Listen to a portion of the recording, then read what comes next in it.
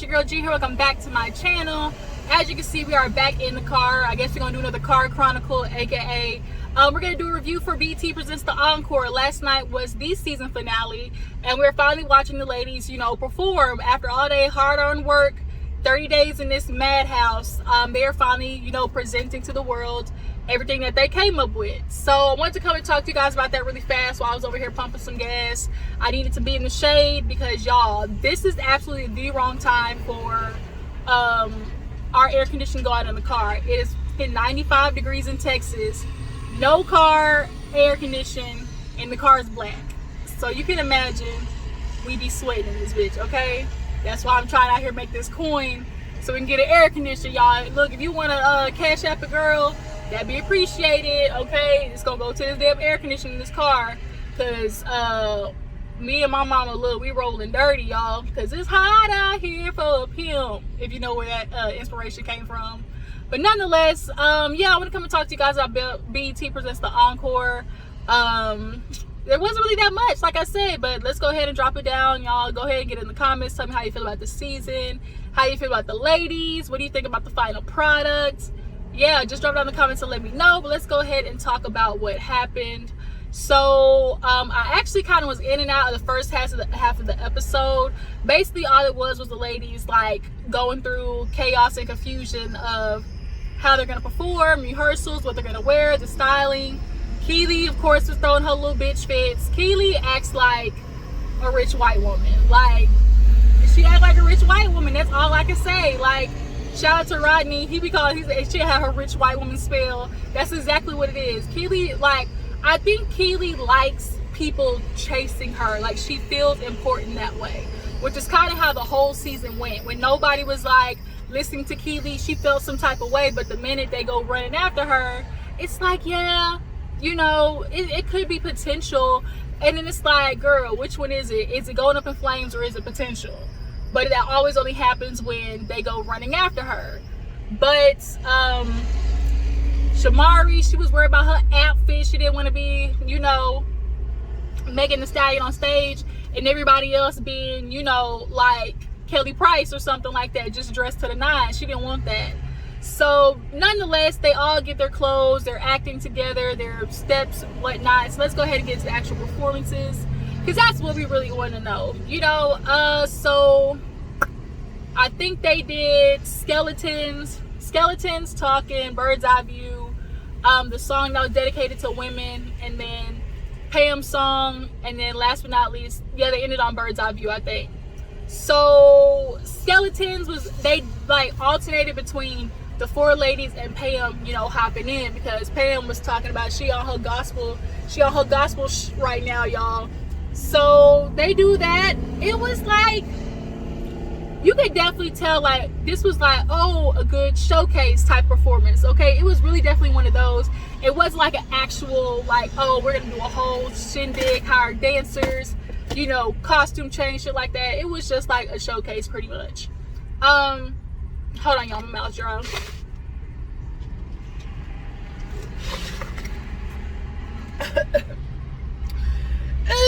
Ooh, sorry, y'all, ice went in the back of my throat. I had to swing by Sonic and get me a large water, y'all. I tell you, it was hot. But nonetheless, they get on stage. Skeletons was yeah, the song was okay. Like, I know they put on iTunes the blueprint or whatever. I don't know how it's gonna do, but what I do know is no matter how shitty the twins were, they understood the assignment.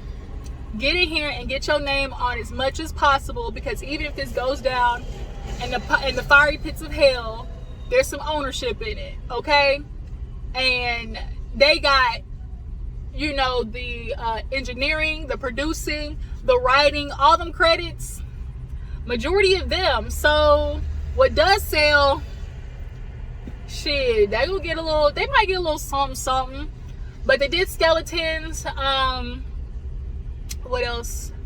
Skeletons, Pam's song. Now Pam came out. Pam.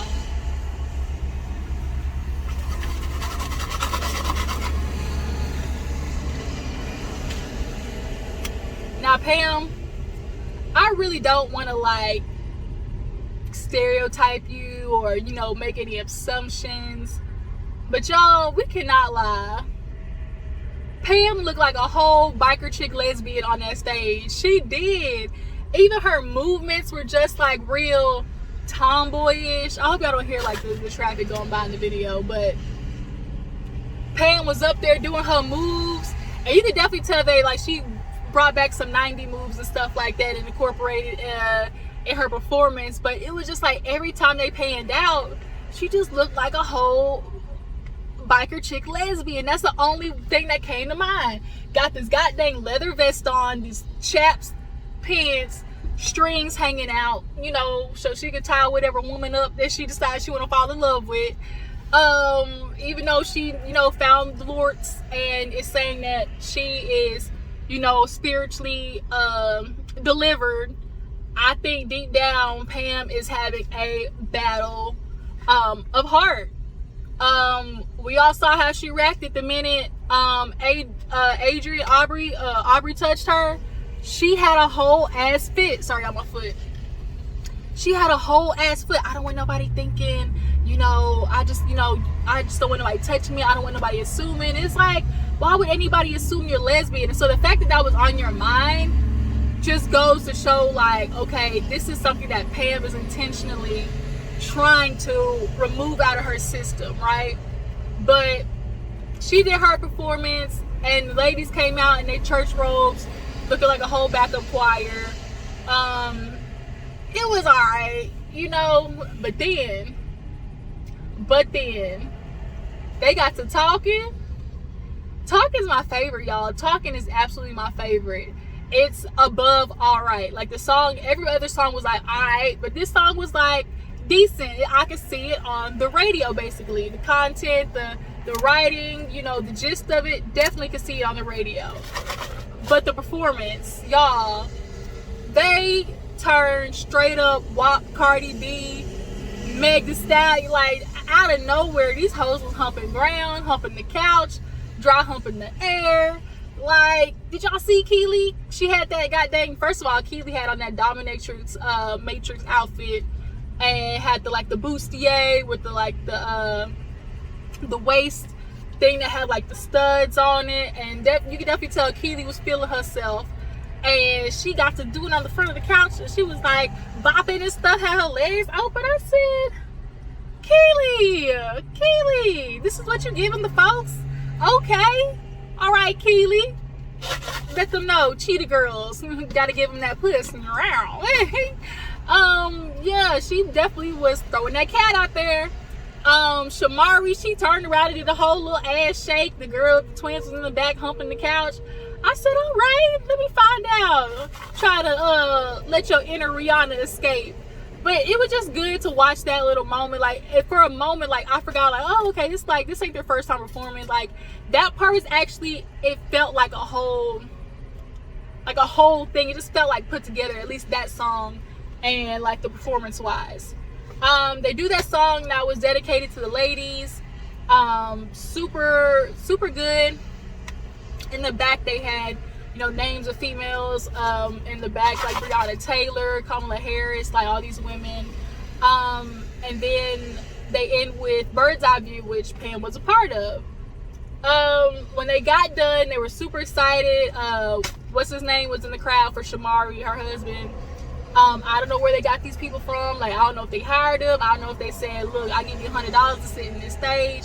I'm not gonna lie, I'm surprised that they got that big of a stage. I thought they would have been, you know, a little bit smaller, but they want to be big time, okay? They had that big ass stage, all that room. I can't complain. At least it didn't look tacky. Like, you can so sometimes like, oh, this shit look tacky. Like, it wasn't tacky. Like, it was enough. It was just enough. But they get done and they're in the back, and Shamari's just like, oh my God, like, we did it, guys. We did it. Like, I can't believe, you know, we're finally here. After 30 days, when they walked in, wasn't nobody getting along. Everybody was fighting. Everybody was calling everybody's name with the child of God. And they finally get here after 3-4 people leave. And Shamari just like, y'all, we can really do this. And kind of in that moment, y'all, I'm not going to lie. I was like, you know what? They did a little something. like, it was a moment of just kind of realizing, like, there are those, you know, artists out there who had a career back in the day and, you know, are back home kind of wishing, you know, shoulda, coulda, woulda, and they still have the talent to. Like, for me, I really want Nivea to come back. Like, I really want Nivea to make a comeback. She's just too talented. Now, are these girls going to go on, you know, all around country tour? I don't think so. But they definitely can get a couple, you know, backyard performances, a couple of, you know, maybe hired to do a couple of songs at an event, you know.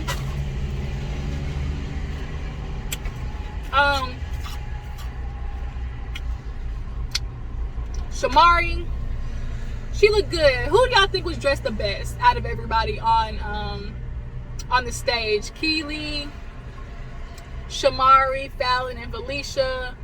Trying to remember what they wear. One of them wore like a whole ass Catwoman suit. Shamari had on the shorts and the bustier. Pam had on an S&M pair of cargo pants and a biker jacket or a biker vest. And then the other one had like a jumpsuit. The other twin had on like a jumpsuit. So they looked, you know, somewhat put together, but they get on the bus and they're celebrating, popping champagne and just talking about how, you know, oh my God, like, guys, we really did it. We're here. We gave a performance that I'm proud of. You know, it felt good for them to get back on stage. I'm sure that feeling is great. Like, where, you know, dang, I used to be traveling around the world. I used to be like doing stuff like this. I used to perform, and I'm sure they missed that feeling. So to have that back, you know, I did kind of have a moment of like, oh, like, okay, there was something that was formed here. Like, this could be potential of, if not groups being made out of it, but just, you know, women who were back in the day who lost themselves in the industry or just their lives, or, you know, took off and didn't really get back. This could give them an opportunity just to revamp themselves. But yeah, so they asked Keilee, oh, Keilee, you know, you didn't want to be a part of the girl group, but are you happy now? She was like, yeah, I never saw myself, you know, doing this after Treated Girls, but if I had to be a part of the group, it would be this one. And everybody was like, oh. It's like, Keilee, girl, you know you want to be a part of that group the whole time, sitting there trying to act like you did. Girl, bitch, I'm clocking you. But yeah, that's pretty much where it ended. Like, it really wasn't that much going on. But at the end, they gave an update. Pam decided she was gonna go gospel. I said, okay, Pam, you really trying to commit to this, huh? She is really trying to I think what a lot of people do who are in denial themselves, they try to run so far Christian that hopefully they'll be able to pray the gay away. But what's in you is what's in you. Like, she's gonna look down the line 10 years from now and be like, oh shit, like, I'm not happy. Who is she gonna be with? Like, I'm not gonna be surprised if Pam pops out with a woman, you know, because somebody talks to her and tells Pam, like, Pam, you know, it's okay to be lesbian. It's okay to like the same sex. But is she gonna be able to, like, allow herself to do that? Is she gonna be able to allow herself to go for what's really, like, in her heart, because she's so concerned about, like, the Christian aspect of it?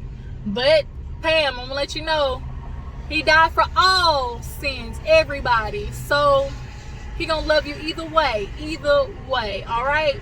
But is she gonna maybe do like a little bisexualness? She might be with a man up front and then have a lady sign an NDA and be, you know, dildoing and strapping her down in the back. Like, you know, she definitely looked like the type of girl who was strapping bitches. That's all I'm gonna say. But yeah, that's pretty much it, y'all. I'm trying to think of what's gonna come next for Encore. Like, what people they'll bring on. You know, what ladies they might, you know, decide to bring next. Who do you guys think would be good for another season? I do think they might do another season because of the response that they got. So I could definitely see, you know who needs to go in that house? What's that girl's name that so loud, popped out all them damn kids? I had a what's that girl's name? She always got a funky attitude though. She can sing, but always got an attitude. She sang with Avant, My First Love. Dang, what is her name? is gonna bother me that I don't know her name. Y'all jump on the comments, let me know what I'm talking about. Light skin, kind of thick, got a bunch of kids. She can sing down boots, but she got an attitude like a mofo. Her husband was her was her manager. She got like 7, 8, 9 kids, and she be doing all the runs. Dang, I cannot think of her name for the life of me. It's bothering me. Is it Kay?